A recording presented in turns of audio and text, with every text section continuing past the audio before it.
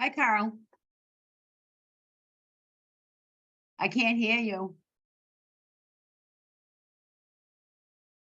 Still can't hear you. All right, I'm here. Okay, good.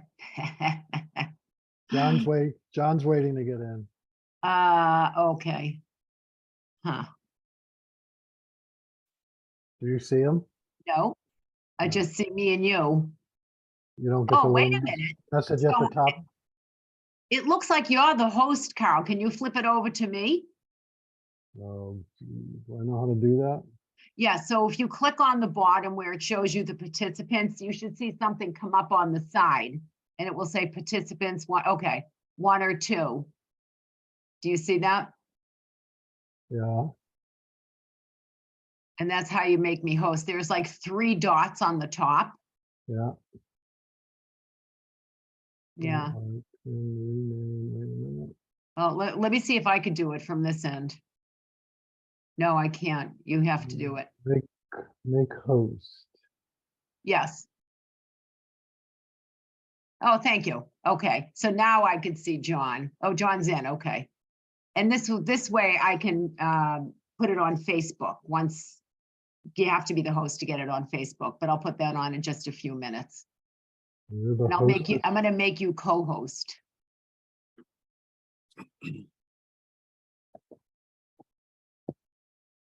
Okay, does it say co-host on yours, Carl? Yeah, it does. Okay, good, we're good. Hello, John. Hello, Mona.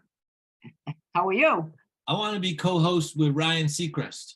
Oh, yeah, he's gonna be the Wheel of Fortune, I hear. Mona, did you see Yeah. how much the man gets paid for that? Ridiculous amounts of money. I don't know. I know. But I do have to say, though, I think he'll probably do a pretty good job. He's got personality, but he's everywhere. He's just everywhere. Mona, I could do that. Well, I'd like to be Vanna White. How about you do that and I'll be Vanna? I mean, I think we'd be awesome. yeah, we would be a good team. I think we'd be very, very good. I don't know. I always say, where was I when those jobs were being, I don't know. advertised? I don't know. I don't know. They were not being advertised, Mona. That's the problem. That's true, John. Vanna. Me and Vanna. Yeah. Oh, you know, Of the newspaper, they had a great summary. It's really well done. Oh, cool. So it's 6:30. I'm going to wait for Robin. I'm not going to wait for Cam, who happens to show up occasionally. Hello, Cam. You have to unmute to say it. Yeah, I worked that out.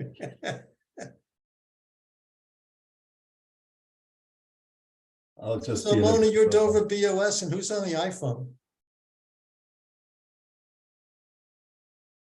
I don't know.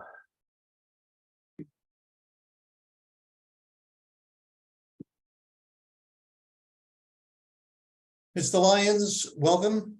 Thank you. Good evening, members.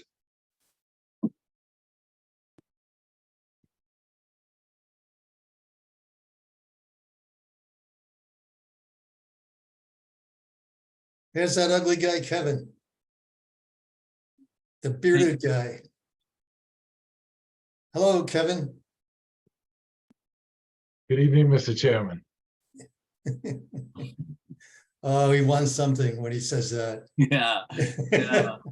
You're in If that's trouble. not Greece, I don't know what is. Yeah.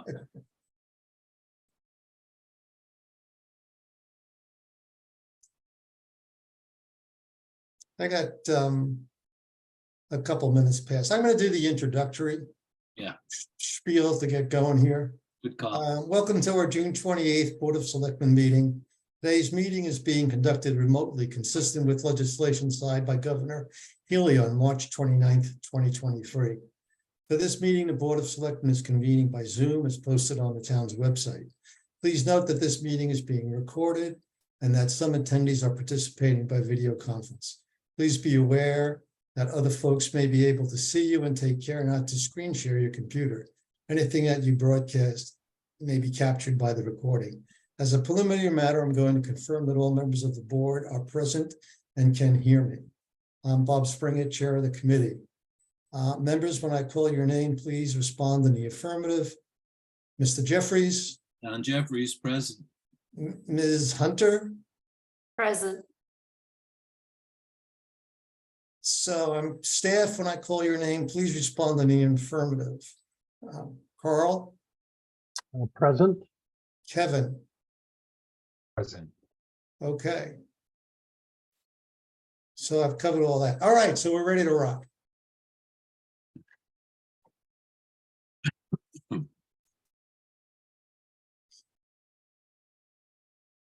So item one so citizens, so at 6:30, are there any citizen comments? Mona, any? All right, hearing none, we're going to move on. Item 1.1, Attorney Ray Lyons regarding amendment of a conservation restriction at 25 Wilsondale Street. So Ray, it's up to you, babe. Thank you, Mr. Chairman. I appreciate being on the agenda tonight. This is sort of a time-sensitive matter. And at some extent, it's a much ado about nothing, but it's something that's very important to be done. I mean, there was a lot of document to read, Ray. For a little tiny change. Yeah. So the current conservation restriction that Kay and Woody have on their property says that if any part of it is ever extinguished, the conservation restriction, that it would need to go through the approval process that's described in General Laws, Chapter 184, Section 32, which includes a public hearing by the selectmen and approval by the selectmen. And then it also states, and potentially with judicial proceedings, if required under law. The IRS has decided it wants it to be absolutely certain that judicial proceedings will happen if that occurs. And the problem is that if it's not in there and Kay and Woody are audited, the IRS would deny their entire tax deduction and could charge them penalties and interest on top of it, because that's just the world where the IRS is right now. So Congress has provided this special window that ends on July 24th to amend it, to have special words put in there. And that's what's in before you, is to get the special words in there that basically says, if the government ever takes this property for a school or a road or a pipeline or what have you, that it would require judicial proceedings on top of what's required under Mass General Law. And it's just to protect Kay and Woody. So that's what this is all about. I would very much appreciate your approval. And of course, we'll answer any questions. Okay. Thanks, Ray. John, do you have any questions? Yeah, Ray, so thanks for doing this and thanks for being here tonight. In preparation for this, I went back. When we accepted this, we accepted Dr. Peterson's and Woody's request or CR. At the same time, we did others. Where are the others? So this is not a mandatory change. This only applies to conservation restrictions that have qualified for an income tax deduction. And then it's up to each taxpayer to decide whether they want to avail themselves of this limited window to protect their deduction. Kay and Woody did everything right. They like to know that everything is done as safely as possible. And so they have chosen to ask for this amendment to their conservation restriction to make sure that the IRS won't give them any trouble. And Ray, were you the attorney for the others? No. Okay. Well, I've done a few conservation restrictions. I've done a few conservation restrictions in Dover. The other possibility is the look back period for the IRS to review and challenge someone's income tax return is 3 years from the day they file their tax return.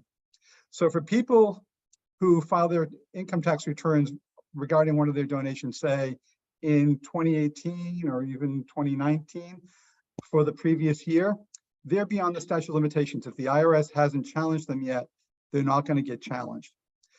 Kay and Woody recorded their restriction in December of 2019. That means that they filed their income tax return in 2020 that claim that deduction, and we're still within the 3-year window. Got it. So Yeah. John, I don't think there's a way of contacting, so are you thinking about providing notice? I don't know, Bob. I don't know if we, do we have a fiduciary duty? Because we've accepted, is this a idiosyncratic opportunity that Ray is just advising Kay and, Dr. Peterson of, my memory serves me correct, and Robin, and you can weigh in on this, but we did 4 at the same time on the same day. That there was a package that included 4 applicants, or 4, that's not the right word, but 4 requests. So we did them all at the same time on the same day. So then we would have the information. Yeah, we have the information. We just would have to go back to our records in December of 2019. And I just recall that at that meeting that we had at least 3. But I don't know, I'm just wondering where the others were, so. So I I mean, can tell you I don't really see, Ray, you can pop in here. I don't see any harm in going back and letting people know that this is going on in case they've missed it. Robin, do you? Well, I'm not sure it's our responsibility, Yeah, I don't know either. It's sort of like a Good Right. Samaritan Act. right? I mean, everybody, it's their own, Yeah, it's their CR, right? right, it's their CR, so I don't see any reason to deny this for the Petersons. They came forward, this is important for them. I think having a CR is a benefit to the town of Dover. So I don't see any reason why not to approve this for them. We could let others know that this is there for them, but it's not, I don't feel comfortable giving anybody tax advice. Oh, Yeah, no, their it would just be a attorney. notice of. Right, Sort right. of a notice. Have you So seen I this think notice? Mr. Lyons is an advisor to the Petersons, and he is giving them this advice. Yes. I don't see any reason why we don't approve this. The other members that got these CRs, they have their own counsel. Yeah, I agree. It really is. I mean, I think John's coming from, like I said, a sort of Good Samaritan position. Just making sure that people that we know, are you aware of it? Because this stuff could go in the bin pretty quickly, I would think. Ray, do you have a view? So I can tell you that for all of my clients, I let them know about this possibility. And most of them declined. And the primary reason being, because my first line would be to them, if you've used up all your tax deduction and you filed your tax return more than 3 years ago, ignore this note, because don't worry about it. Okay. And then for the second part, there's some risk to people in doing this amendment, because the grantee, which in this case would be the Dover Land Conservation Trust, will have to make note of it in their Form 990 that they file with the IRS next year. And so it's sort of flagging the IRS that's like something was changed. The Petersons, because everything else about their restriction is good and solid, feel really, really comfortable about asking for this amendment to make sure that there's no bullet holes possible on theirs. Okay. The other thing is, this has been, so DLCT has been aware of this, and I'm sure has let anyone else who's done business with them aware of this possibility. And it's been fairly widely out there. It's not the selectman's responsibility to tell people about this. You're welcome to, but you have no duty to do so. The same is true of the Secretary of Environmental Affairs. Your job is to decide whether to approve or deny the CRs in the first place or an amendment to them. Yes. So I have a job. I have a duty to my clients. Yes. So I think this is a specific item on our agenda, and I think we should go ahead and make the motion and see what happens. And otherwise, we may be here a while. So I move to approve the amendment of conservation restriction related to 25 Wilsondale Street in Dover, Mass, from J. Woodrow Weiss and K. M. Peterson to Thomas D. French, Mark Adams, Adam Zach, Gilbert G. Mena, Sarah E. Stewart, Sarah Molyneux, Mhm. Henry B. Faulkner, John Shu, Stephen Bates, and David Yucknat, as they are the trustees of the Dover Land Conservation Trust, as being in the public interest pursuant to section 32 of chapter 184 of the general laws of Massachusetts. Do I have a second? Seconded. All right. All in favor? I, Bob Springett. I, John Jeffries. Hi, Robin Hunter. Ray, thank you very much. Yeah. I want to thank the selectmen very much as well. We're under very tight deadlines to get these through all the approvals, including the Secretary of Environmental Affairs, so we can get it on record by the congressional improved authorized deadline of July 24th.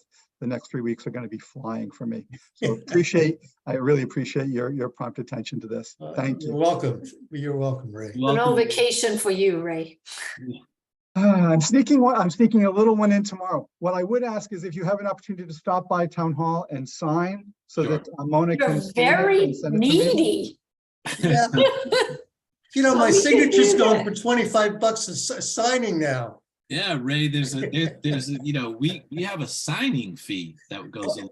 You know, I just pass it along to my clients. Hey, don't worry, Mona will be sending us emails starting tonight. Probably, yeah. We Very look much forward appreciate to, your action on again, this. thank you, Ray. Thank you. Good night. Thank you. All right, so I'm going to move on to item 1.2, discussion and vote, Ray, salt shed replacement and stormwater improvement at the DPW. Now, I got a note that I thought it said that maybe that is 1.5, the appropriation transfer. Okay, so Kevin, my feeling is this one's up to you.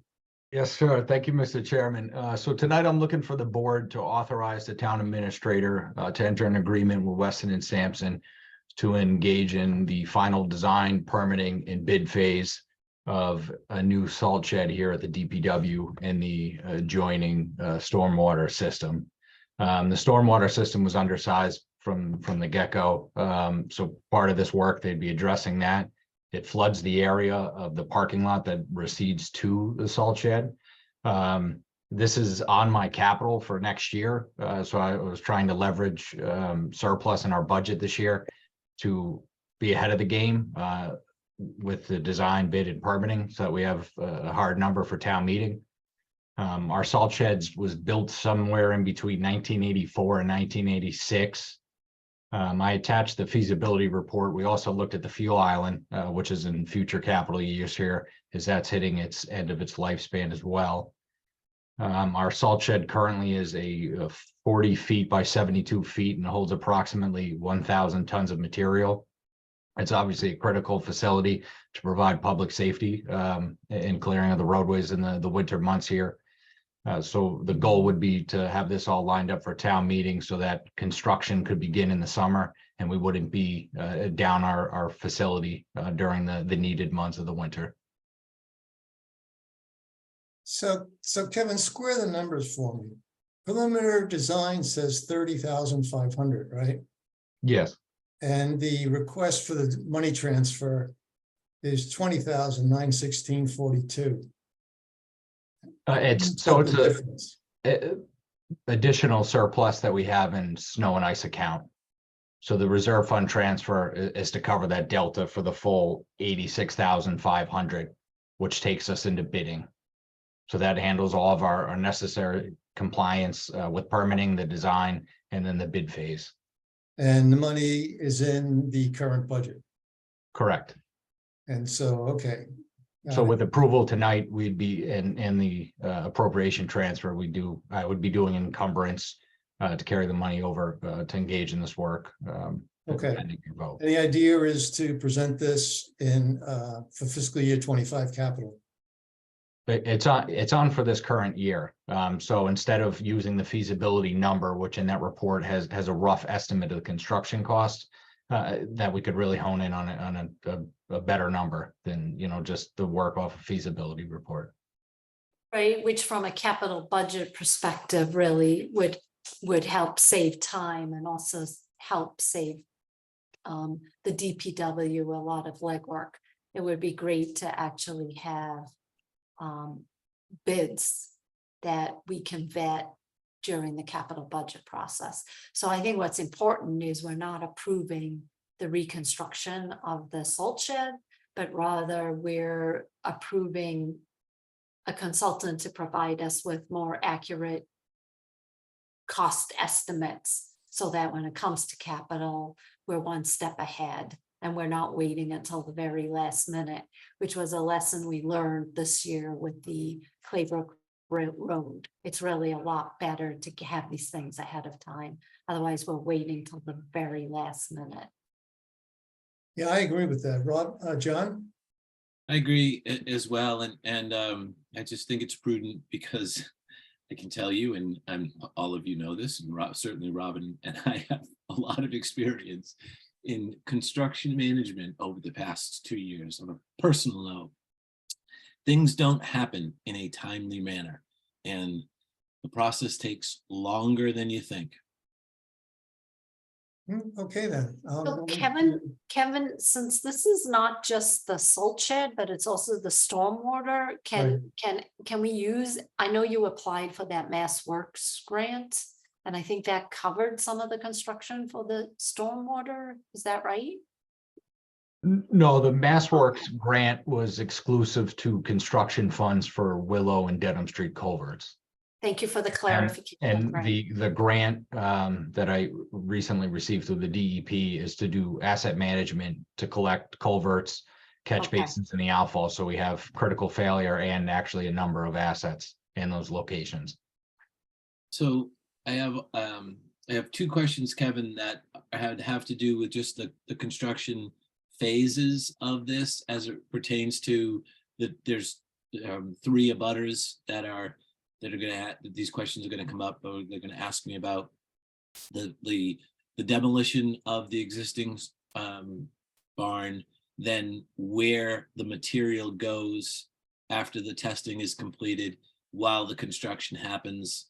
You and I have had the conversation, you've talked about this in the past, that the site, the yard is very undersized. I think was your exact words with respect to material. And is there a way we can incorporate a expansion of your other site, specifically at the site behind the Carroll Park, where to utilize some of these materials in anticipation for a expansion of the yard at some point in time? So basically where the salt shed is, that footprint is going to remain the same, and that's just for ease of permitting. The slab itself is on a concrete slab, so the actual soils that will have to be removed will be minimal. It'll just be for the actual footings of it, which are basically precast concrete. I believe they're 6x2s by 4s. So the actual soil that they need to remove for this is going to be minimal. So I think your comments more in regards to the actual Coltech, the drainage system, is that's going to be kind of a combination of removing materials and storing them. But that's certainly an option we'll look at. A lot of this stuff, when it's pulled out, it's considered hazardous waste. So it has to leave the premises and, have a bill of landing and a manifest and that sort of thing. But those are all the type of construction phases and everything that'll be evaluated during the design. Those questions are going to come up because obviously from a water penetration, there's the 4 abutters on Haven Street have wells.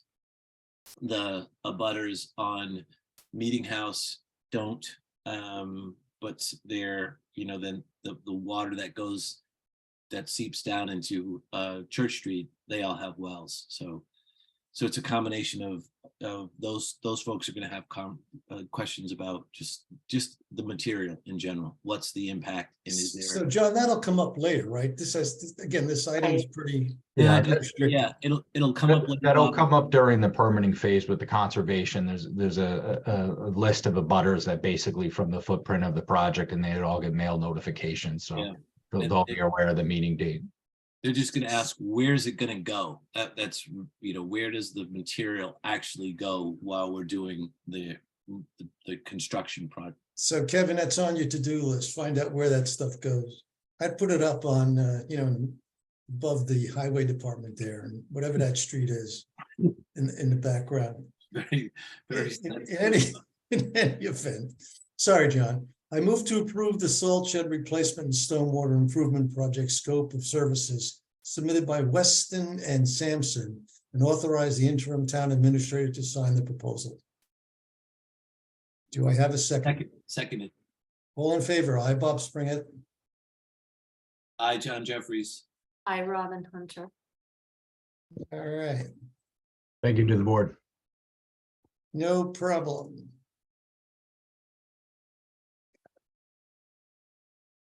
Let me go back. We're looking at. Okay, item 1.4, board, committee, commission, and staff appointments. You got 1-3 to do first. Did I miss 1.3? You're moving Oh, to sorry. next. Sorry, yes, discussion and vote for a contract for designer services amendment number 3 between Dover and Fenwick McCready Architecture. So I'm going through this 86-page, document here. So, Mr. Chairman, as you know, this is related to the redesign or the rebidding work, I should say, for the community center, Yeah, which has turned out to be successful in terms of both town meeting and voter approval. There's an additional fee for the architect to go through that rebidding process. So this change in the scope of service of this amendment is for $49,000 for the additional bidding work. And this was built into the overall additional amount of 6.6 million that was approved by the voters and by town meeting. it was included in that, huh? It was included, yes. Thank you. Folks, John, any questions? No. Robin? No, seems like inflation once again. Okay, Mm-hmm. and if I could ever get there.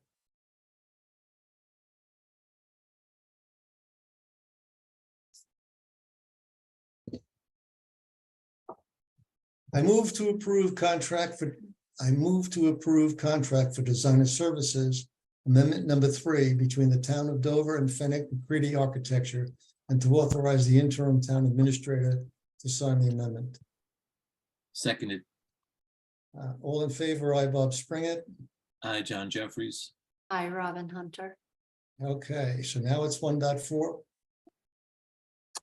Yes, Mr. Chairman. Okay, so item 1.4, board, committee, commission, and staff appointments. John, you had a question last time we did this about if this was sort of SOP. And so before I go into that, I mean, is there a continuing issue, or should we do it the way we did it? I think we covered it, but I just didn't. I remembered you sort of surprised about how we did it.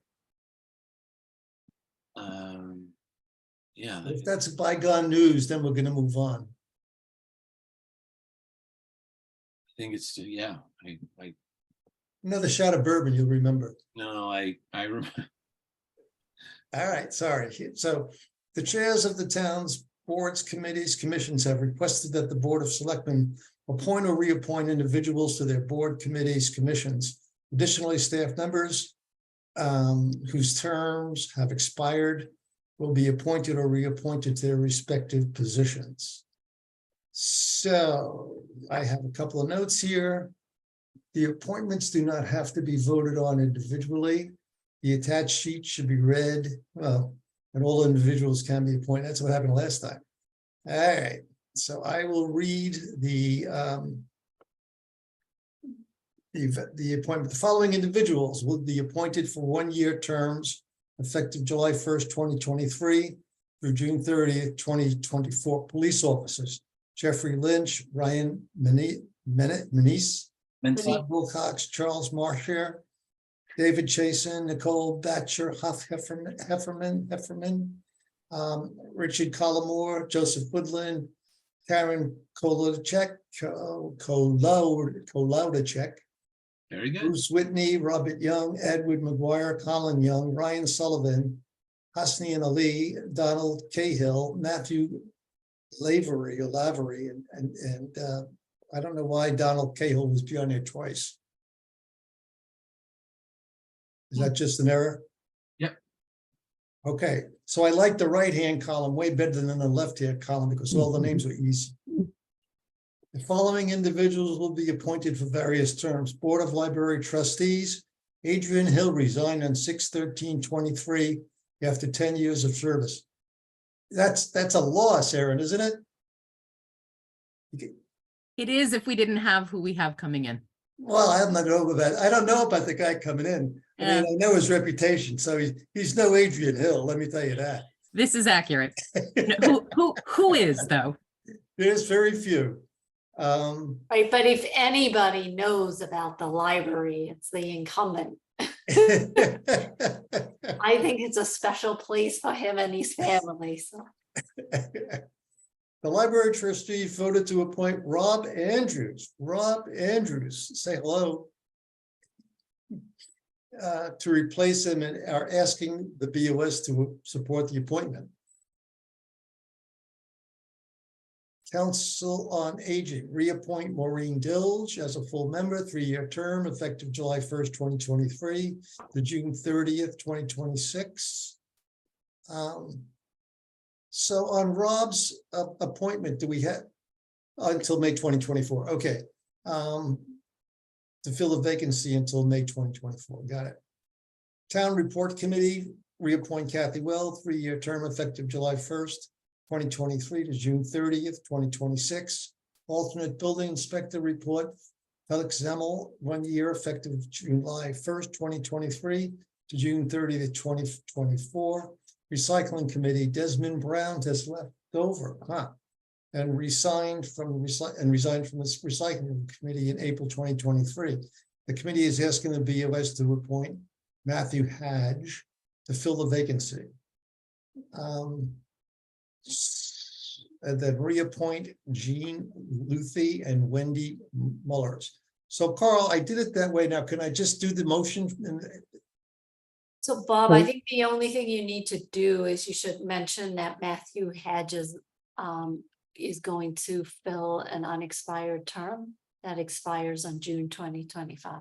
That's the only. I'm sorry, who's this?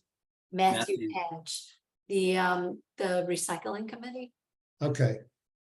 So you covered it, right? Other than that, it was perfect. All right, well, you covered it. Right. And Donnie Cahill is not a twin, Bob, so that was just a typo. Okay, I assure you. I didn't see the bottom part. Okay. I move to appoint, reappoint all individuals to the town's boards, committees, commissions, and staff members to various positions as presented. I move to appoint Rob Andrews to the Library Board of Trustees to fill the vacancy resulting from the resignation of Adrian Hill, said terms to be through May 2024 annual town election. I need a second. Second, All in favor? I, Bob Springett. I, John Jeffries. I, Robin Hunter. Congratulations, Rob. We got you back to work for the town. And Although I'm thank, sure Rob, you I was wondering were how doing they the did that. nefarious things, you know, in and about it at Blue Moon. You're home away from home. Nothing nefarious. Thank you. And yeah, I can't quit you guys. It's hard for me. So We're okay with that, Rob. You're not going to give me any credit in the arm twisting? I Really? know Aaron and the trustees I are. know her. We worked on Carol. I know her.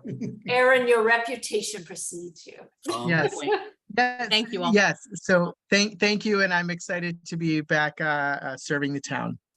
We're excited to have you. Thank you both. yeah, thank you all. And all the reappointments.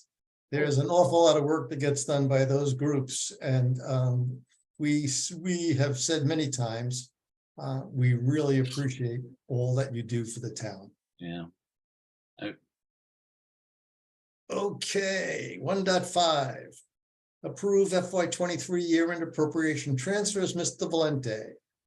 Thank you, Mr. Chairman. So this is hopefully our final action to help us close out fiscal 23, where we asked the board and the warrant committee to approve transfers from one line item within the operating budget to another line item which needs additional funds.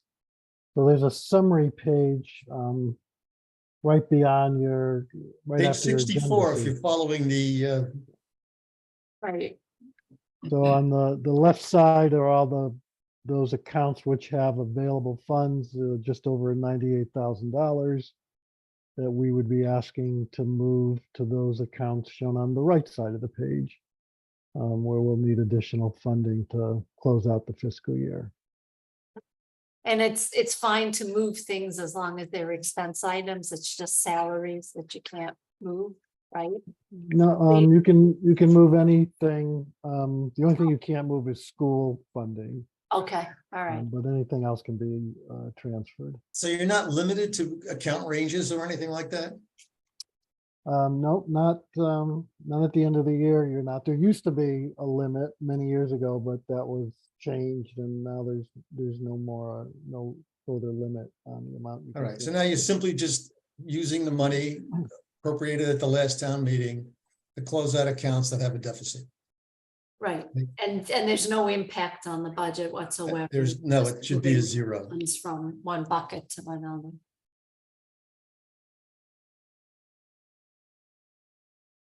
Okay.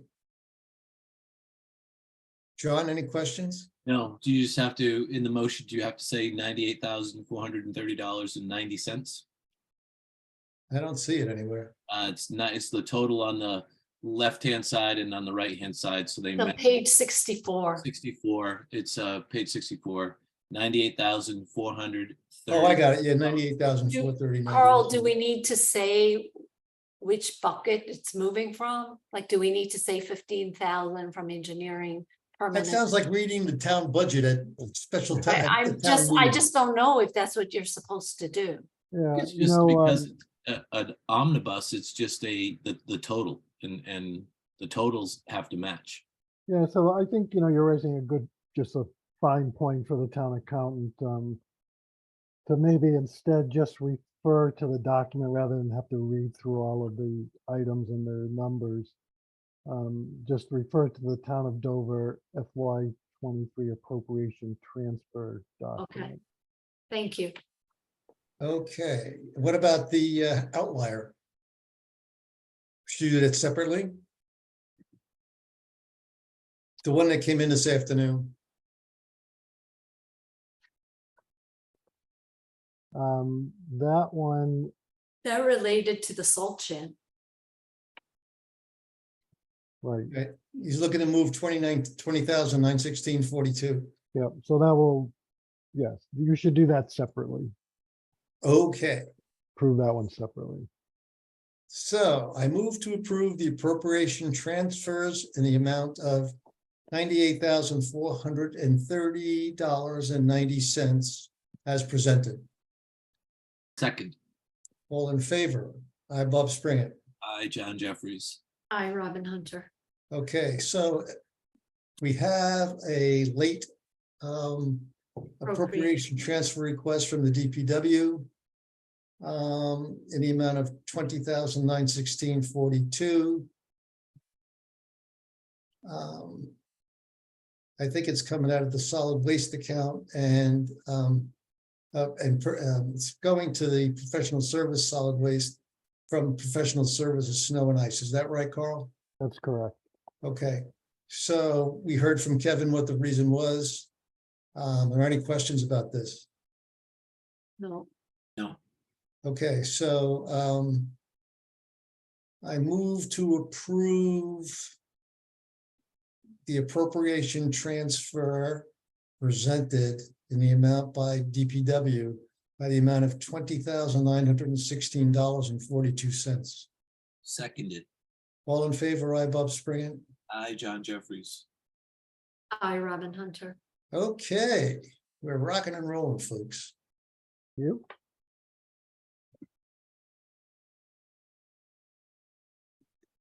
So next up is item 1.6, approve intermunicipal agreement with Dover Sherburne Regional School District. And the summary, the town and the Dover Sherburne Regional School District will be sharing a human resources director to service both town and staff and DS staff.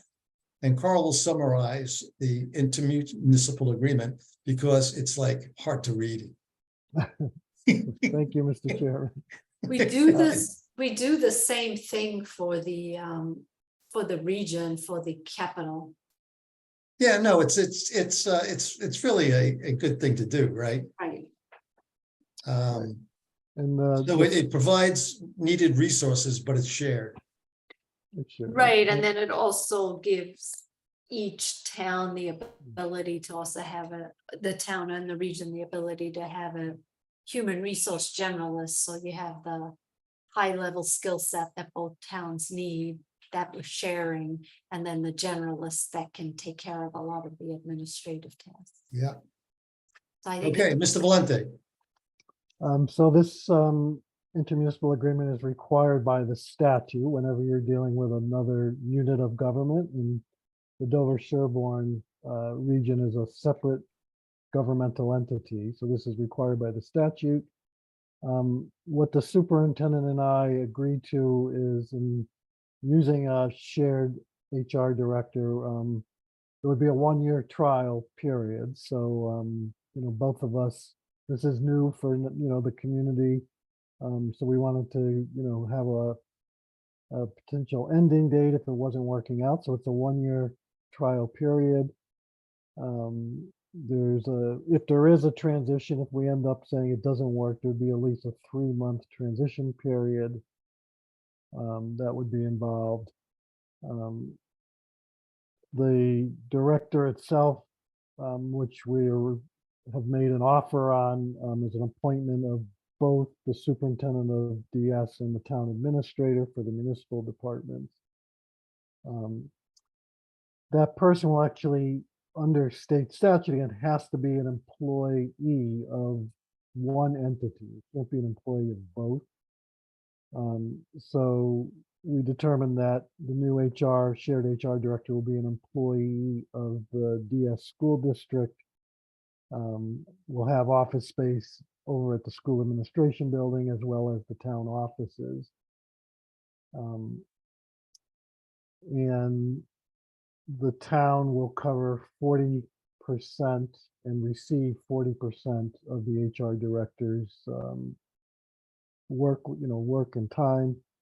And the 40% has to cover will be 40% of both salary, health insurance, life insurance, the workers' compensation premium, general office supplies, and so forth. And so that's, it's a pretty straightforward agreement. If the board approves it, then it will go to the DS school committee for their approval. Okay. John, any questions? The only comment that I have is you can judge a person by the immediate reaction that you get from where they're leaving. The people who are going to be very sad to see them go. And I was on the receiving end of one of those phone calls of where this person is coming from, and they were not happy. You were charged with poaching? Yes, we've been charged with poaching. We were immediately. If you were in England, that's a pretty serious charge. In this case, it's a compliment. So I have no questions. No questions or comments. Robin? No. Okay, I'm going forward then. I move to approve the intermunicipal agreement for a shared human resources director between the town of Dover, Board of Selectmen, and the Dover Sherburne Regional School Committee. Seconded. All in favor, I, Bob Springer. I, John Jeffries. I, Robin Hunter. Thank Done. you. Board of Selectmen items. Board members will provide updates on various topics, projects, and initiatives. On the community center building project, my understanding is that our general contractor is about ready to sign the contract. I think it'll be done this week. if it hasn't been done already, comes over to our side. And we'll probably take it up in the near, I don't know if we'll take it up July 11th or before. The plan is for July 11th. for you to- Okay, take it up approve July and sign. 11th, and that should get the ball rolling. When do we expect work to actually start? They're still talking July. Okay, oh, good, Okay, so but that was just a note from John Bates the other day. okay. Do you have any different information, Carl? I don't, we're meeting with the general contractor and the project manager next, I believe it's next week, I want to say the 7th. So Who's the we? Myself, John Bates, Ford, and I'm not sure if John invited anybody else. Am I on the list? I'll send you the invite if you're interested in coming, yeah. Yep, okay, good. It's actually actually, now I think about it, it's the day of your special meeting, so it's the 11th. So your meeting's at 8 8. o'clock, and I think this meeting is at 10 o'clock, if I recall. Okay. 10 or 11. Yeah, I'd like to stay active in this project. Great, I'll send you that invite. Thank you. Police Chief Search, Mr. Okay. Jeffries. So, you see the suggested motion on the bottom, Mr. Chairman, and I do. I will say that with the situation that has come to our attention a couple of weeks ago regarding Katie and the chief's search committee, which we had to address immediately. Nicole has agreed to step into Katie's spot with a similar but yet a bit different set of circumstances surrounding town moderator Jim Repetti's need to step off the committee, Dan Berger. So both Nicole and Dan, longtime residents, known to many people, had the conversation with many people. Both, obviously, Nicole and Dan expressed an interest. We have received their request in writing, and I move their appointments this evening. Be happy to answer any questions anybody has on the topic or the individuals in general. So John, I know neither of these people. So I really would like you to go through sort of the length of stay in Dover and how they've been engaged with government. Because as you know, this is a pretty significant appointment. Sure. And people have very different ideas about policing. And I pointed out to many people over the years that we're a community. It's a community police position, and there's a sensitivity in that position that probably doesn't exist in many larger towns and communities. So to the extent that you can share a little bit more information about both nominees, or I'm sorry, the two nominees. Sure.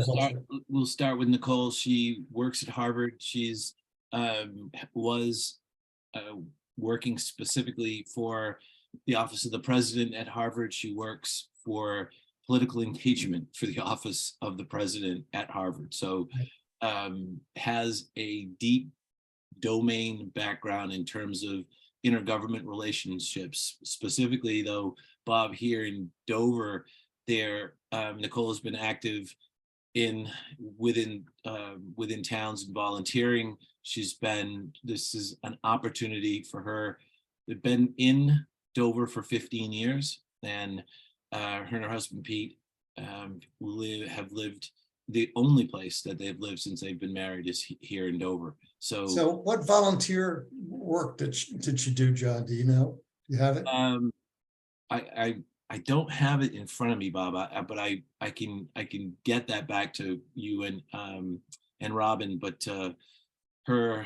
she's known to many different people in town, and I'll get you the very specifics of it. But I don't have it. Just literally don't. Yeah, no. I mean, a lot of times younger people are involved with the schools. Yeah, it's been schools, it's been libraries, that the ones that I know of personally. So schools, library, rail trail. right, are the big ones. And if you think about, since she's been in town for about 15 years, those are the three big ones that younger couples tend to get involved with. Right, right. But Also, nothing beyond schools, basically. no, nothing beyond schools. And Not that that's trivial. I don't want to trivialize that. yeah, That's an important aspect of the town. it is, and it's what she does every day that really attracted me to her. So working for an organization like she does, you have to be the best and the brightest, right? To be amongst the people Yep. who have been there for a long period of At time. least that's what they say. Chicago may have a different view. I'm glad that you said that, and I did. Does she have experience with hiring people? Yes, in that office, they are screening people constantly. They're involved in the hiring process on a regular basis. And again, though, Robin, I don't know the exact details. So with Dan, I can give you a little bit more background of Dan in Dover. So you both may know that he has two kids. Both the kids have been through the school system from kindergarten through high school. Katie, well, it doesn't matter where the kids went, but they had obviously a lot of experience in the Dover school system. How long has Daniel been in town? They've been a little bit longer. They've been almost 20 years in Dover. Okay, and no real, other than perhaps schools, no engagement at other levels of town functions or services? No other engagement in terms of elected, just through DSEF. Dan's very active in Boston in a lot of philanthropic areas. He's been a career entrepreneur. Wife is a senior executive at Bank of America, and they've been very philanthropic with an organization called The Base. It's a large, very well-run organization in Boston, deals with inner city kids and their ability to reintroduce baseball back into the inner city. If you can take time to look it up, but really impressive organization. So Dan, as I said, has been a career entrepreneur, many companies, startup, lots of hiring experience, lots of fundraising experience. But both of you have mentioned this. We've mentioned it in our search. What we're looking for is diversity, and what we're looking for are residents with diverse experience. We don't have anyone on the committee currently that works in higher education, and I thought Nicole would be a very good fit for that. We don't have anyone on the committee right now who's got lots of entrepreneurial experience dealing with a lot of different hiring, a lot of different personality profiles, which Dan fits. So well, John, I think that diversity is an important issue, but you got to cover the bases. And the bases here are much more wrapped around what's right for the community of Dover. And you can bring, obviously we all have experiences outside of Dover, but Dover's a different place. And it's really important to me that the people that we appoint to this committee have a good handle on Dover. All the rest of this stuff is nice to have. If you don't have a good handle on Dover, I think that's a handicap. That's just my view. Robin, do you have anything you'd like to add? No, the most important thing to me about the new police chief, or the most important attribute, is understanding the community, because we are a little bit of a different community. Exactly. And we need to make sure that the culture in the police department matches the community. Yeah. So, I want to make sure that the search committee, that's something that's paramount as they're interviewing these candidates, because I have no doubt that every candidate is going to be qualified from a law enforcement perspective. The question is, do they have the correct attributes for the town of Dover? And that's what's important for me in this committee, making sure of that. So do you and think you that's have where it enough? Felt that, Chief McGowan has been an excellent fit for us. I don't know, it would have been great to have somebody on the committee, and I can't remember who's on the committee at this point, that had, maybe sat on the last committee. Because that was such a successful search, but maybe that's not possible. I just don't, I don't recall the composition of the committee. And I just like you, Bob, am not familiar with the two candidates that have been brought forward. Well, we have more information now than we did earlier. Right. Are you comfortable going forward? I mean, I would, I think time is of the essence. It would have been nice to know who. I can't remember the composition of the committee. Well, I think we have enough experienced people on the committee. And I do think it's nice to get a couple of new people on some of these things. So I have, again, it'll be steered by the search firm, right? And it'll be Right, well, so hopefully they, it's the profile. The search firm finds you what you're looking for. Right. It's committee that, makes the judgment. right. So John, who's the senior person on the committee now? I'm sorry, I didn't. Who's senior on the committee? In terms of the committee members that have the most, well, I'm definitely the person on the committee that has the most experience in hiring and firing and of people that work for Dover and in Dover, right? Right. There are people who have lots and lots of experience in their particular industry, and policing are, we didn't make policing an absolute must-have, but we've got people on the committee who have policing experience at many different levels. So I was surprised to see Jim. Jim has all the town experience you could possibly want. Right. I'm sorry to see him leave. Right. but Bob, Jim doesn't have any experience hiring people. And the person who's got the most experience and policing experience, a former FBI agent who works for Blackstone, has hired hundreds of people in very, very specific roles. Yeah. So that's something that we are really, really lucky to have. Yes, but I'm coming back to, there are a lot of people with experience, but you got to fit the experience into Dover. Yeah, totally understand. So it's a balancing act. And I think that we have to have balance, and this committee, just like all the other committees that we have, has literally been a mathematical balance of all of the things that we want. What you said earlier, Bob, must-haves and nice-to-haves. I identified a couple of holes that we did not have.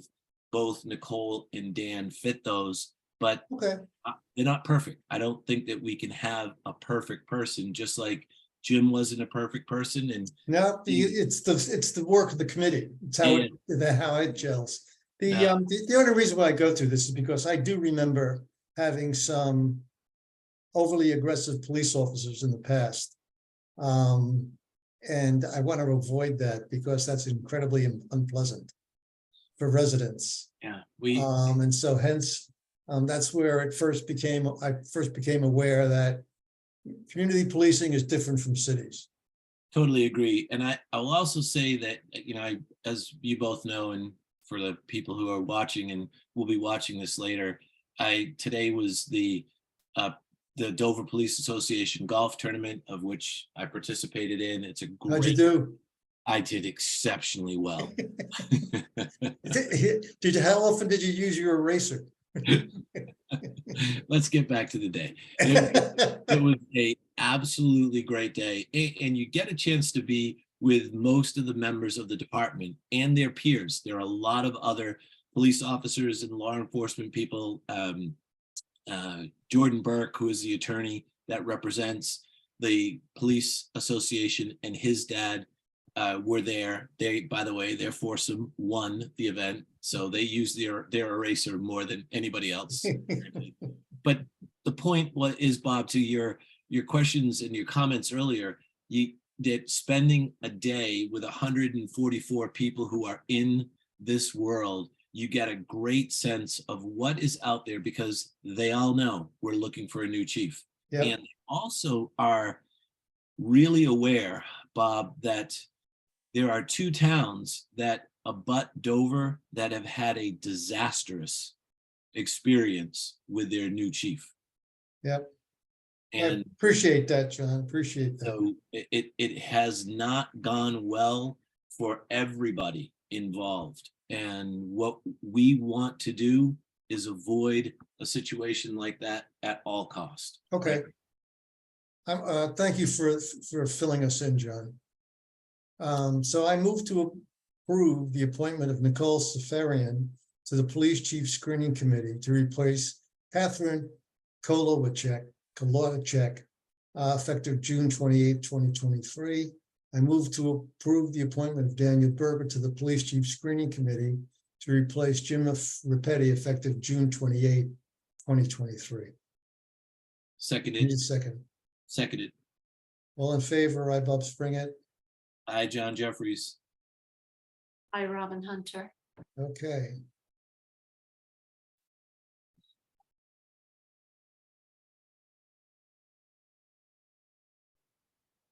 Upcoming agendas. Robin, do you have any updates to provide, or are you good? I'm good. The I'm only just trying open to- item is the strategic water study. Yeah, we need to get back on track with that, so. So, Waiting for there was a last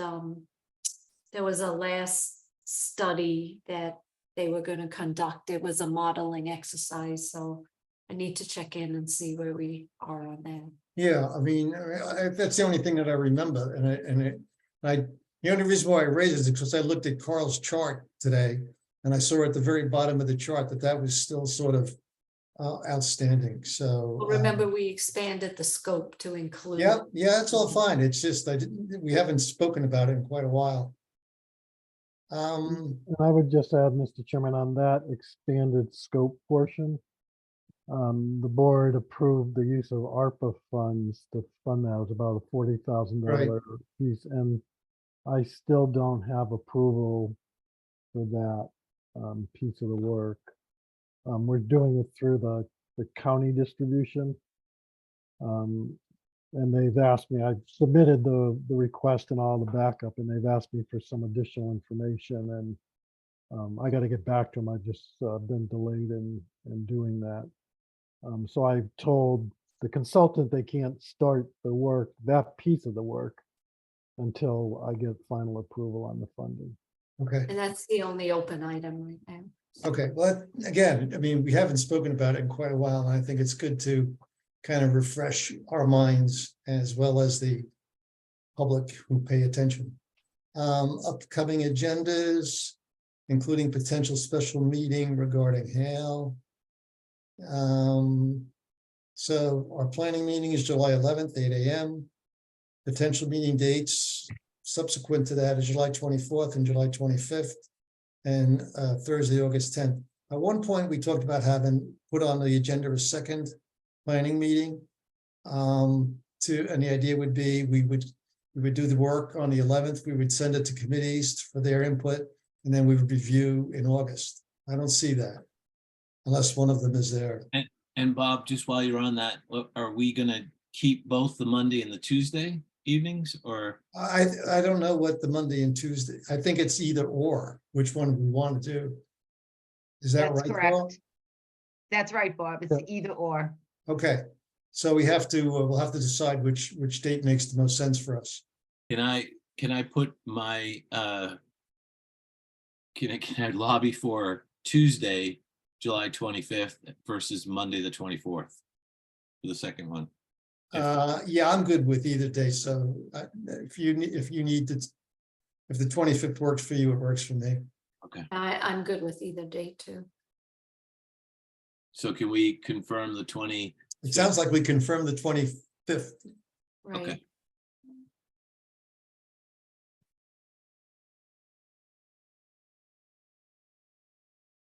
So, Carl, you want to talk a little bit about, John, you want to talk about this potential special meeting regarding hail? Would that be executive session? To go over the CR or? The meeting itself, yes, will be an executive session. So, Mr. Chairman, yeah, Hale has asked if they could meet with the board in a workshop or a working session. There's, probably a half a dozen substantive policy issues in the CR that really needs to be discussed among the board members. I didn't feel it was appropriate for me to go down too far down a path without having board input. So they were hopeful that they could schedule some time with the board sometime in later July to have that meeting. Okay. Okay. Town administrator updates. I'm assuming John and Rob, you guys are done. You guys are okay. Yeah. Okay, so item 1.8, town administrator updates. So let me just to stay with this issue about the Hale meeting. Would you like us to get some dates out there and look at mornings as opposed to evenings, or do you have a preference? Is just us plus the Hale folks? And likely, I'd include town council as part of it. Yes. Okay. Does either you guys have a preference? Well, mornings tend to be really difficult. Busy for you, right? They're tough for you. Right, especially Monday, Tuesday, and Wednesday mornings are almost impossible for me. I'm kind of tied up from. How does a sort of a late afternoon meeting sound? Oh, late afternoon are much better for me. John, I know you may not like that, but Yeah, late after it really is a day by day thing, Bob, because typically have to confirm all trades, in the afternoon, just from a compliance standpoint. So that's so then it sounds like a 6:30 meeting sometime late in July. yeah, that yeah, That works. yeah. There you go, Carl. Okay, great. Thank you. Could we fold it into the July 25th date? Could we have an executive session? I don't know how long this is going to work. This may be a long session. I don't know. Right. I think the Hale piece will be a good hour. Yeah, maybe a so then I'd little rather have over a separate more. meeting. Just because I know everybody's brains melt about, 2 hours in. Okay, we'll get some dates out to you. Thank you. All right, so it's still your dime updates, Mr. Valente. Yep, so let me see if I can share my screen.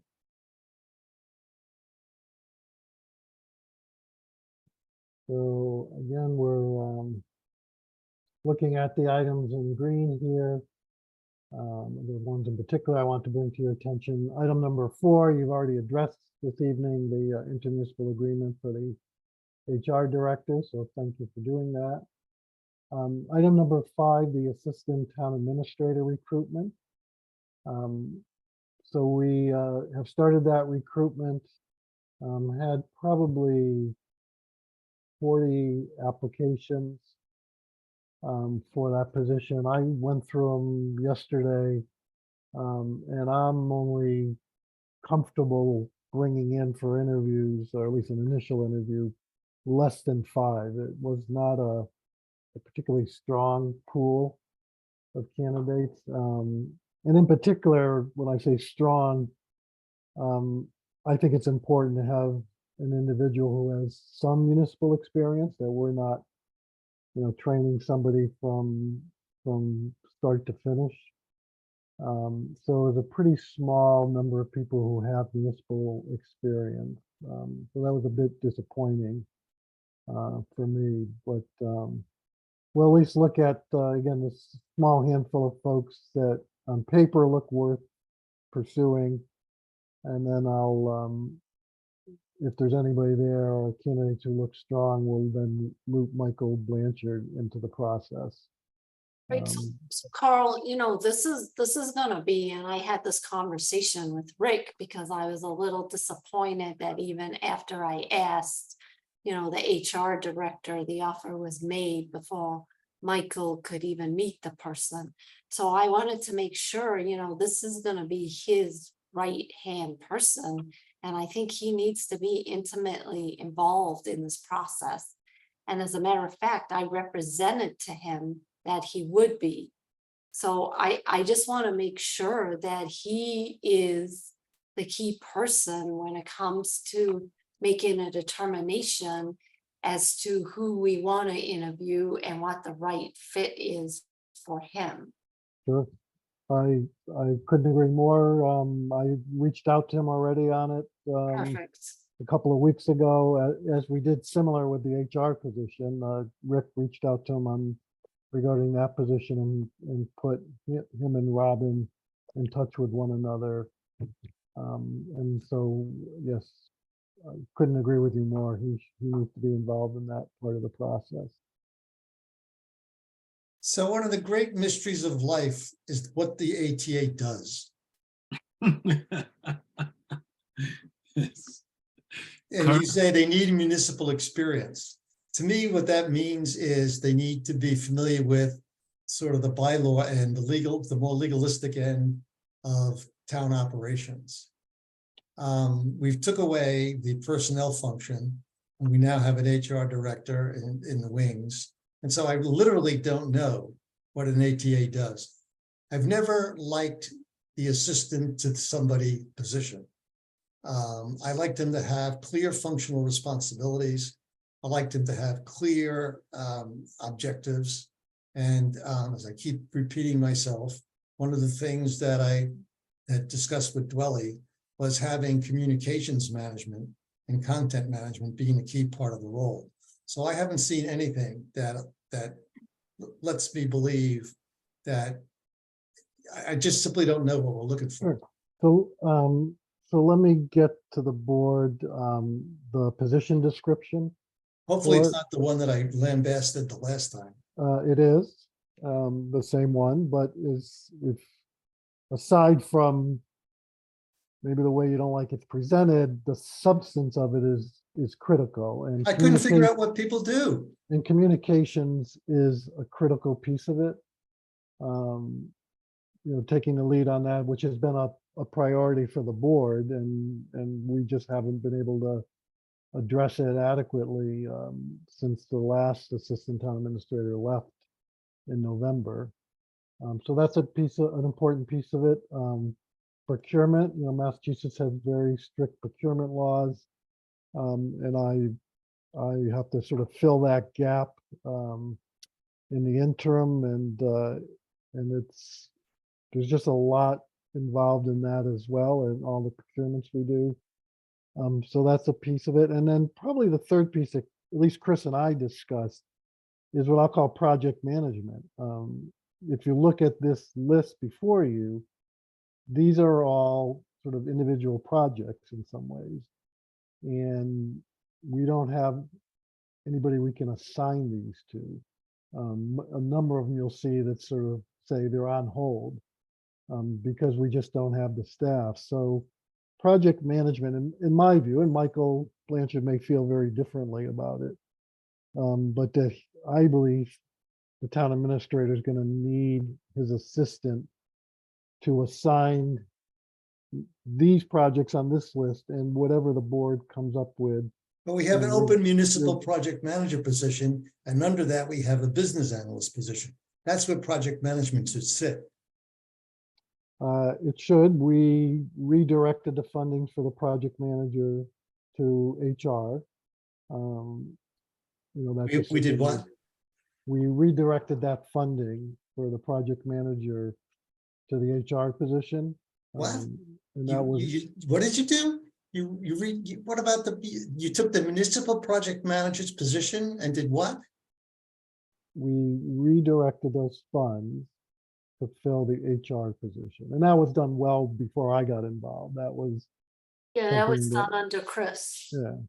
Well, how in God's name did you do that? We went to town meeting to get that funding for the municipal project manager. So how did you do that without any of us knowing, without me knowing or John knowing? Assuming John didn't know. I can't- believe it was at one of our meetings where Chris presented this. Well, it was never clear. It was clear we wanted an because HR we director and we couldn't- wanted to right. move it out from under Right, the ATA. and given that there was no need for both the other positions, so we combined the municipal project manager and the business analyst into one position.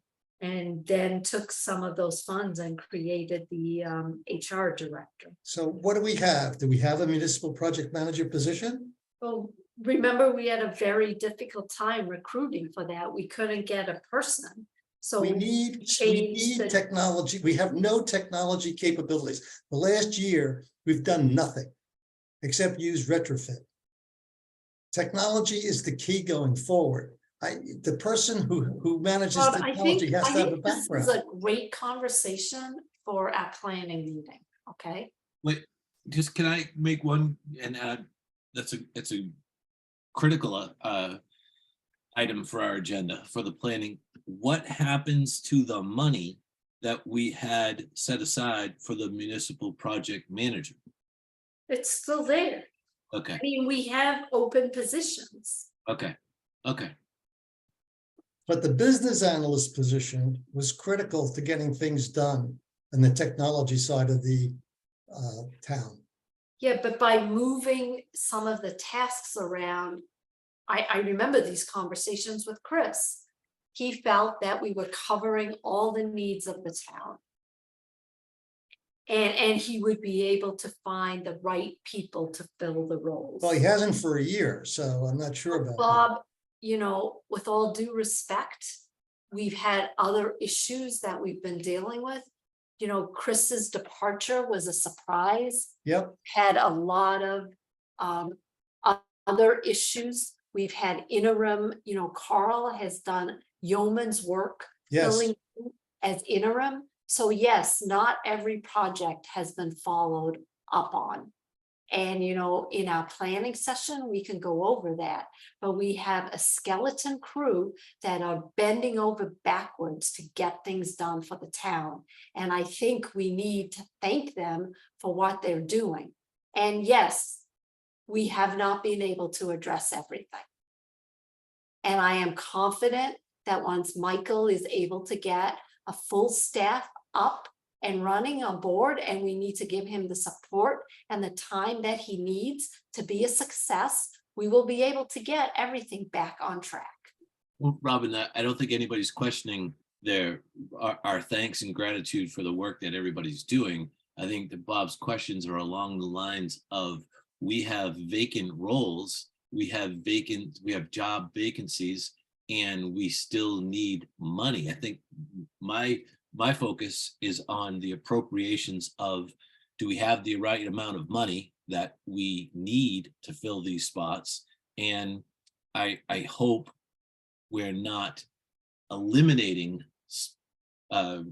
money that's going to go or would have gone for spots to accommodate the ones that we are currently filling. I want to do both. I want to be able to make sure we're filling the jobs that we have vacancies for, and we have enough money to continue the searches and continue to fill the spots that we have vacancies for. Well, John, I would need to go back and look at the minutes, but I do know that Chris presented this HR director, and the way to fund that was to eliminate one of the positions. I can't recall if it was the municipal project manager or the business analyst, but he wanted to take one of those positions, create an HR director position, which he felt was very important, and then fill the second position. So was we the- do not have two positions open right now. Right, We right. use the HR director for one of them. It Well, was- that's counter to what John thought, and it's counter to what I thought. Because I thought that we had both those positions, the NPM and the business analyst, junior business analyst, to fill the needs on the other side. And like I did back in 2018 or 19, I went to the town for a new position and they asked for funding.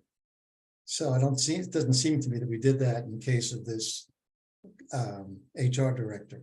No, The I HR am- director is only a 40%. I mean, I am certain, perhaps I'm losing my mind, but I do recall Chris presenting this. yeah, Right, So we would so, need it to was go the- back and add a meeting for all of us to concur with. no. Well, that doesn't mean that one of us might have misunderstood.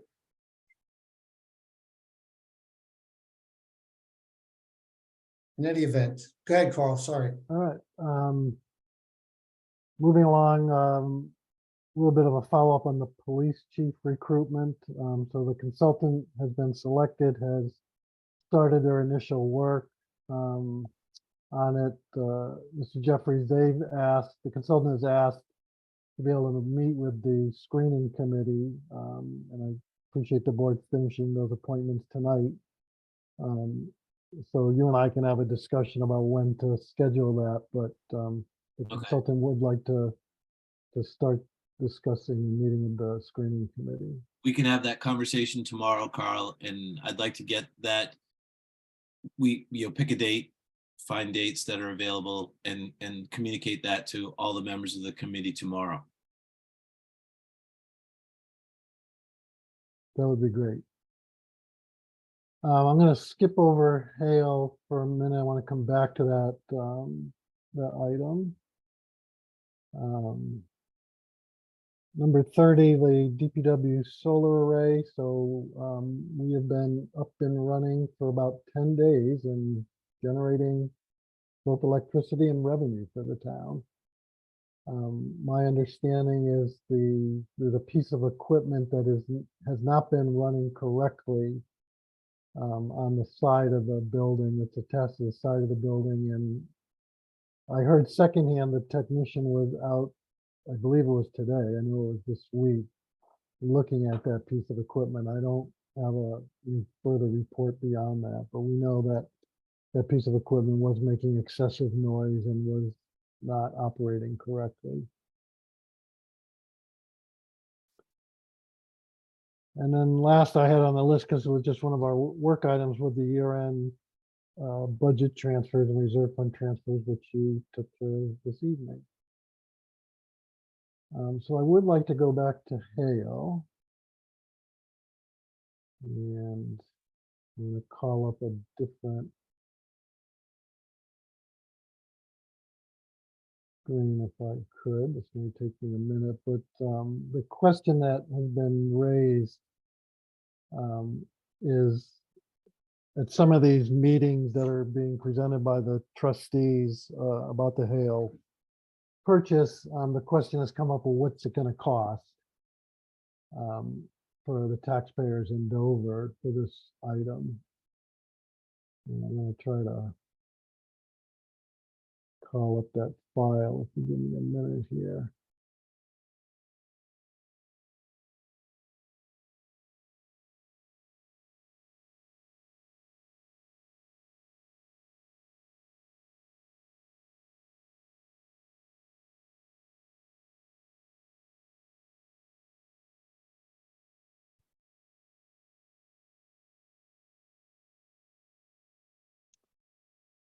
So you should have this in your packet as well. So as the board knows, we're looking at a $10 million potential purchase price here. I tried to follow the model that was used for the community center project. So rather than present you with a spreadsheet with 20 years of data, show years 1, 5, 10, 15, and 20 and an average. Show the tax impact at different assessed values, 5 different assessed values. So again, Hale is looking at this to be able to use at their informational meeting. I explained to them that until tonight, I hadn't presented this to the board, and that before they could present any financial impact, I'd have to have the board's review and approval to do that.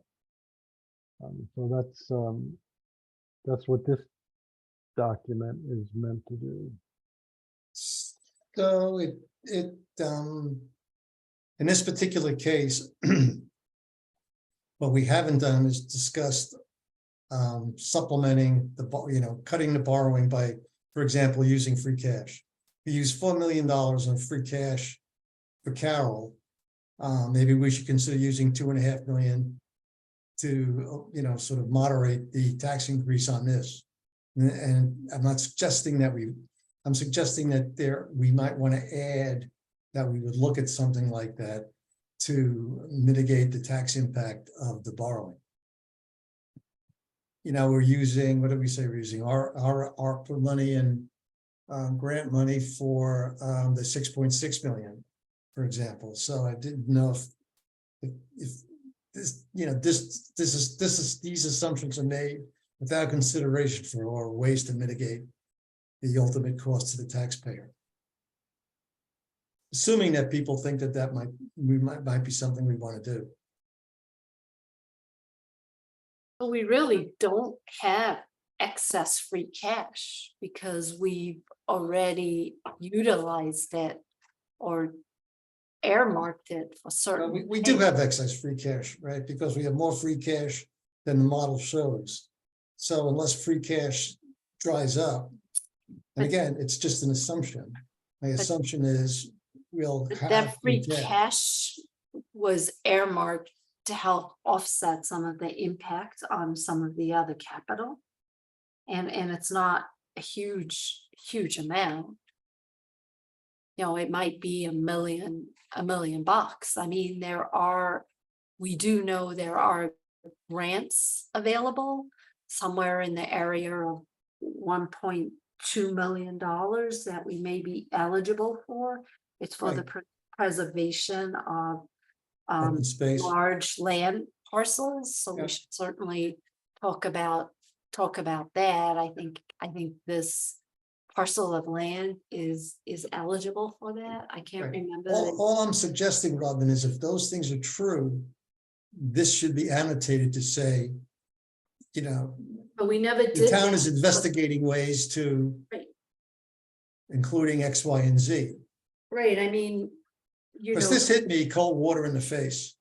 Right, but the 6.6 million that we asked the town for the excess for Carroll, we did not reduce that by ARPA funds. Right, but we've allocated $4 million of free cash.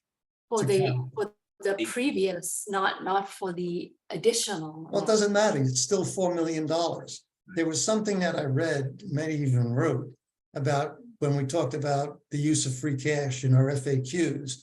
It talked about our responsibility to make sure that various and sundry projects had equal opportunity. I mean, my only comment, Bob, is I don't believe we have earmarked free cash.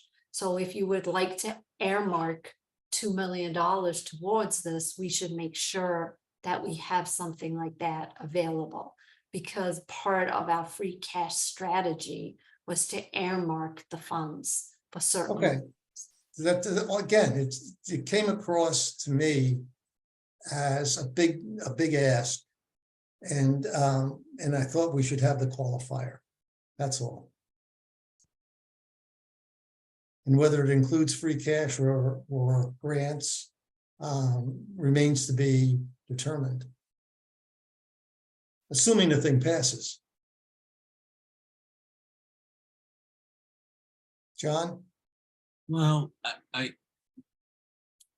it's just, Bob, what you're saying is in keeping with everything that we had discussed at town meeting, in keeping with everything that we've discussed with regards to capital projects going forward, that we would make every effort to mitigate impact of long-term cash. And we also would have a a vision looking forward from a planning standpoint into what this could mean as a meaningful impact on future costs. So with the attempt to try to smooth any of the spikes in tax rates. So I think it's consistent with what we've said, and I think we should look into it. I don't think it's a must to have. I think it's just something that will be nice to have to demonstrate to everybody that we're consistent with all our capital budget projects. Agree.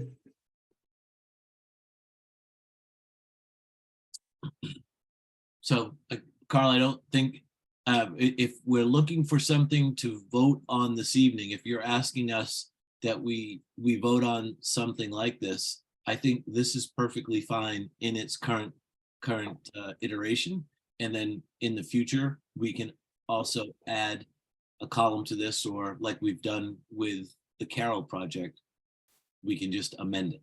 I think you need to put the note 3 on this, because once this goes public, people's opinions are going to be formed. I'm sorry, Bob, I didn't get that. Once this goes public, Yes, people's impressions are going to be formed based on these numbers, and these numbers, I want to reserve the opportunity to affect these numbers by using grants, for example, and free cash. Robin mentioned the third thing, I don't remember. So when it goes out, and that's the way the charts went out on Carroll. They had that note that we had other sources to mitigate the tax impact. I mean, that's consistent with what we did. I also think that given the median value of a house is 1.5, you might also want to show the assessed value at a 1.8 and a $2 million home, because there are many homes assessed at that. There was the median was which, Robin? If you go online, the median is almost 1.6. Okay. So we're pretty close to.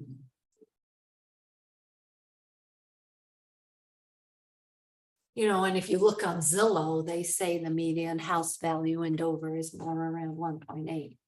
Yeah, that's market, right? So we're probably looking at tax records or something, or the assessor stuff. That's correct. Yeah, I don't have it for the new fiscal year, but our current median is 1,145,000. And that was what was presented to the community center folks. Cindy thought it sounded low, and it is low.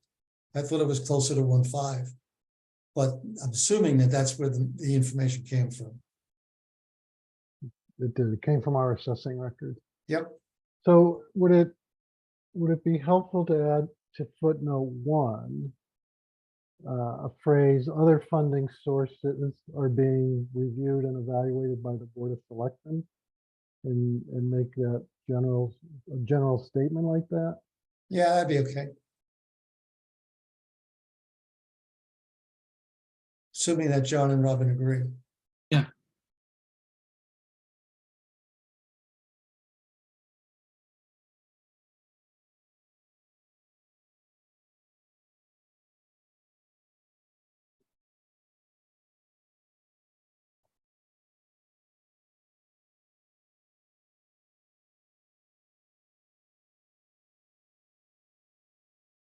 And Carl, then are you requesting that we make a motion on this, or what would you like procedurally us to do? Yep, so a vote is not necessary, but at least a consensus of the board to release either this version or if you want to see it changed in any way, to be able to release that to Hale. They've been pushing for this for 2 or 3 weeks now, to have this information, because the questions they keep, I shouldn't say Hale's getting, the trustees are getting about Hale. They keep getting these questions at their different information and communication meetings. And Right. So I mean, the numbers are the numbers, right? I just want that same note that we used on Carroll both times, in 21 and 23, about, you know, using available funds to mitigate the cost. That's all. taxpayer impact. Mhm. All right, so it's okay with the board, I'll add a note that other funding sources are being reviewed and evaluated by the Board of Selectmen to reduce the taxpayer impact, Mitigate the tax impact. to mitigate. John's property is going up. He's gonna be a special case. And Robin's estate, forget about it. She's gonna be like the top taxpayer in town.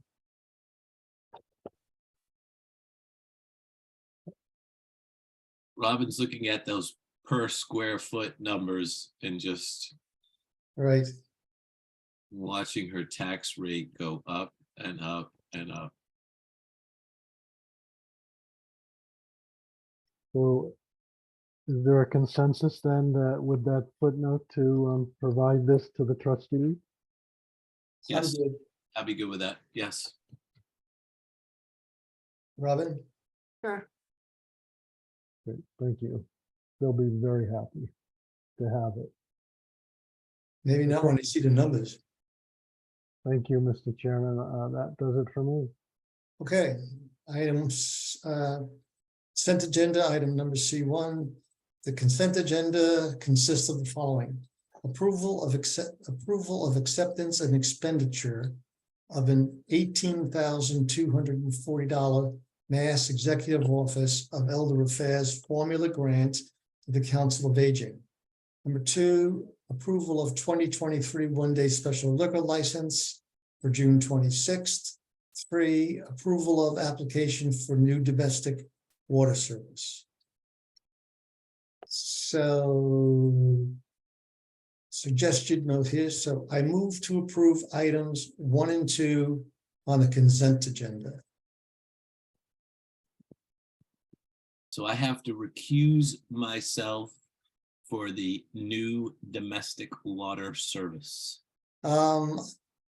Probably, but can I get a vote on numbers 1 and 2? I move to approve items 1 and 2 on the consent agenda. Yeah, but I didn't get a second. Oh, second, I'm sorry, second. All right, all in favor? Aye, Bob Springett. I, John Jeffries. Hi, Robin Hunter. Okay. John recuses, Bob and Robin vote. I move to approve item 3 on the consent agenda. I didn't understand item 3.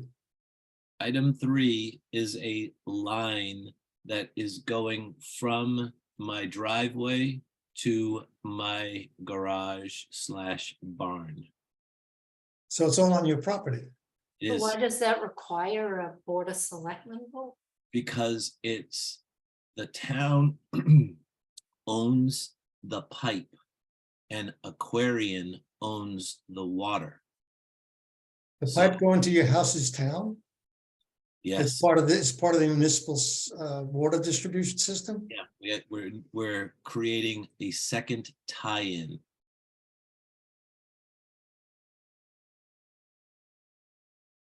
So does that replace the first one, or is that an addition? It's It's an addition, an addition. and it's a separate water meter. It's a separate everything. So I'll have 2 water bills that go to number 9, the 3rd to 11, and the 4th will be the 4th. So Okay. I will be paying Aquarian water more money per household than anybody in Dover. Well, I still don't understand why it's just not, why it has to be approved by the Board of Selectmen. Because Robin, are you ready for this? It's never been done before.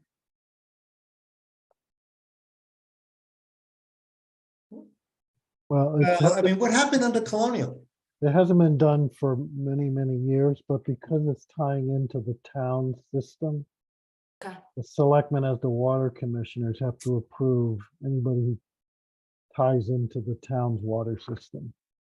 okay, But it's, as Mr. Jeffries pointed out, it's very rarely do we find that where you find these. We had to go back, I think, well over a dozen years to find the last time the board approved one of these.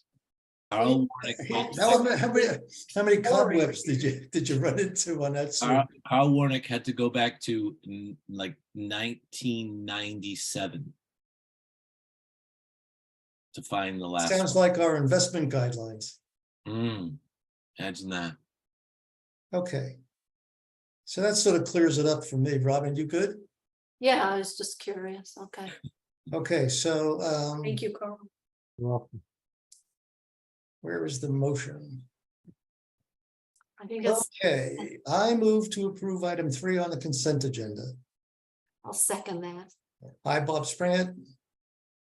I, Robin Hunter. Okay, John recuses himself. So we're done. Yep, So I think I would like to make a motion to adjourn the meeting. I'll second that. Oh, I'll second that. Okay, all I in recuse favor? myself. Hi, Bob Springett. John Jeffries. I, Robin Hunter. Thank you, guys. Thank you, Carl. Thank Thanks, you. Good Carl. night. It must have been a boring meeting. Everybody dropped out. Thank My you. phone is still with us. I will, we'll see you guys soon, I hope. Okay. Thank you, everyone. Yep. Good night. Night.